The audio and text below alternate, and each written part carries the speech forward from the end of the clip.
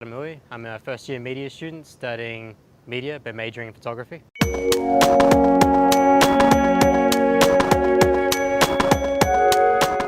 My expectation was to get like a higher level of learning, definitely, and that's why I came to Adelaide Uni.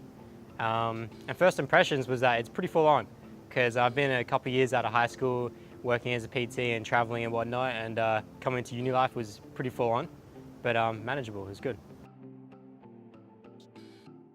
My expectations was that it was going to be the fun course, the one where you get to play around, use cameras, use Photoshop, do all that kind of stuff, and it was like it was definitely that expectation was met.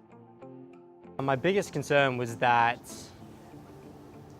was pretty much more to do with myself and not to do with the actual course, and that keeping an open mind and knowing that they have to deliver digital platforms has to deliver a kind of basic outline to people who don't know photography and that kind of stuff, and I'd have to bear with it but actually it was good. It was a good way to kind of re-cement the basics in my own mind, learn foundations of foundations.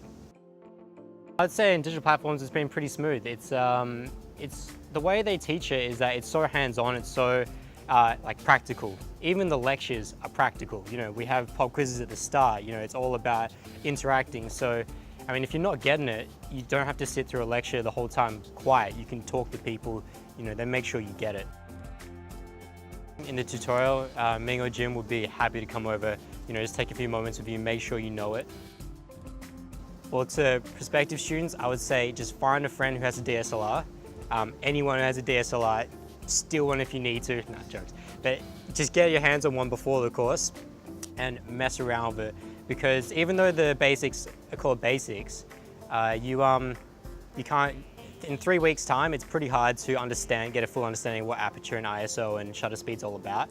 So definitely get your hands on a camera. Being a media student is pretty chilled, it's good.